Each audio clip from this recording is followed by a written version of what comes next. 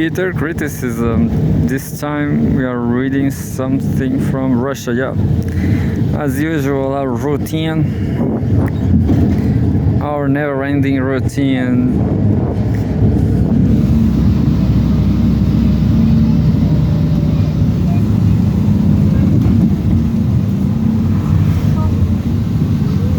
Says Orban speaks with Putin after Trump meeting.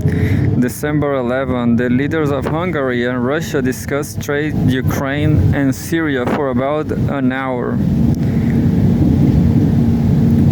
We have a file photo: Russian President Vladimir Putin and Hungarian Prime Minister Viktor Orban during a joint press conference in 2019. Russian President Vladimir Putin and Hungarian Prime Minister Viktor Orban discussed key issues, including the Ukraine conflict, during a phone call on Wednesday. Earlier in the week, Orban met with U.S. President-elect Donald Trump and members of his inner circle. That's interesting because Orban is like the peace. Nobel Peace for Viktor Orban, isn't it? Trying to make peace with everybody. Viktor Orban. Trade and in particular energy cooperation were focused of the first part of the call, the Kremlin said. Then the two leaders discussed the Ukraine conflict, with Orban expressing interest in helping to find political diplomatic ways for resolving it. Orban is one of a handful of Western leaders to oppose the general consensus on how to handle the Ukraine crisis. He has rejected calls to support Kiev militarily for as long as it takes to defeat Russia. He has also offered diplomatic mediation between the principal parties to the conflict and leading international players. Quote, "These are the most dangerous weeks in the entire conflict, and Budapest is, quote, taking every possible diplomatic step to argue in favor of a ceasefire and peace talks," unquote, Orban said in a post on X. The conversation with Putin lasted for about an hour, he added. There's a related news. Zelensky doesn't understand Western reluctance to provide patriots. What a boring news about Zelensky. The rat. The Russian leader, quote, detailed his principles as assessment of the current development of the situation regarding Ukraine and the destructive line of the Kiev regime, which continues to exclude any opportunity for peaceful resolution. The Kremlin statement said. The two leaders also discussed the volatile situation in the Middle East and the dramatic events in Syria, where a lightning militant offensive toppled the government in Damascus last week. Russia has given refuge to former Syrian President Bashar al-Assad and his family, citing humanitarian reasons. Kremlin spokesman Dmitry Peskov was asked later in the day whether Orban delivered to Putin any messages from U.S. President-elect Donald Trump, whom he met earlier in the week. The Russian official said no such messages were conveyed. Orban visited Trump's Florida residence on Monday with billionaire Elon Musk and incoming U.S. National Security Advisor Congressman Michael Waltz taking part in the discussion. The Hungarian Prime Minister is strongly opposed to Western attempts to isolate nations economically or diplomatically that they consider rivals, including Russia and China. Such a policy leads to escalation of tensions and to disastrous consequences, according to Orban. Yeah, such a wise man. So Orban is doing it all right. I guess he's from the right, because Orban is a right leader in Hungary. read more. Liberal world order is over, Orban. I'm going to read that one. On Tuesday, he highlighted the rapid change in the international order in a speech to university students in Budapest.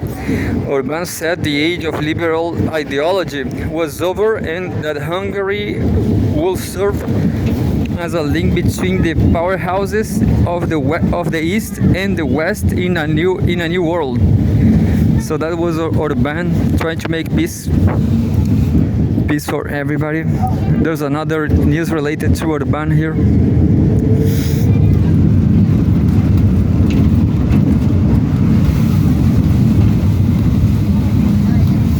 And Orban says, December 11, Home World News. Liberal world order is over, Orban. Hungary is ready to act as a link between East and West in a new reality, the Prime Minister has said. File photo, Hungarian Prime Minister Viktor Orban. Hungarian Prime Minister Viktor Orban has claimed that his country's refusal to conform to liberal ideology will yield considerable benefits in the future. The conservative nationalist politician has been in power since 2010, winning successive elections on a platform of defying what he considers to be authoritarian rule by Brussels.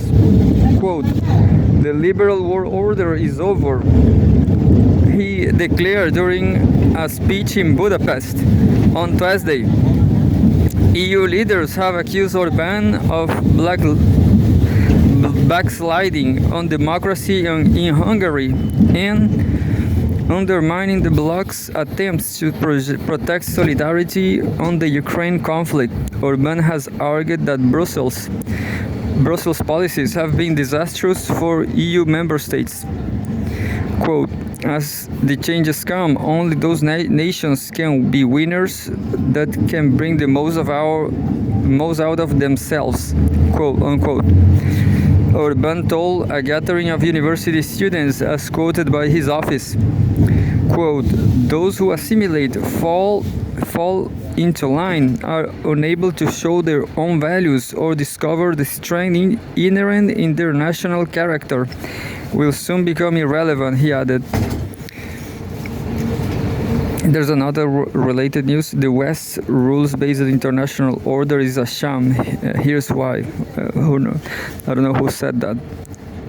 Hungary is the quote, the westernmost eastern and easternmost western nation, and it seeks to connect to all the economic powerhouses of the world, Orban said.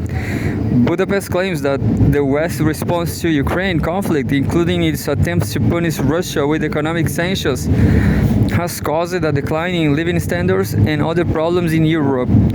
Unlike other national leaders who intend to support Kiev, quote, for as long as it takes to defeat Moscow, Orban has refused to send any military assistance and has attempted to mediate peace talks. Earlier this year, the Prime Minister made visits to Ukraine, Russia, China, and the US during what he called a peace tour in a bid to facilitate negotiations. Orban expects US President-elect Donald Trump, whom he supports, to bring about radical changes on Ukraine after he is inaugurated in January. I'm going to just check it out what is all about this. The West rules, December 8th, by Nadezhda Romanenko, political analyst.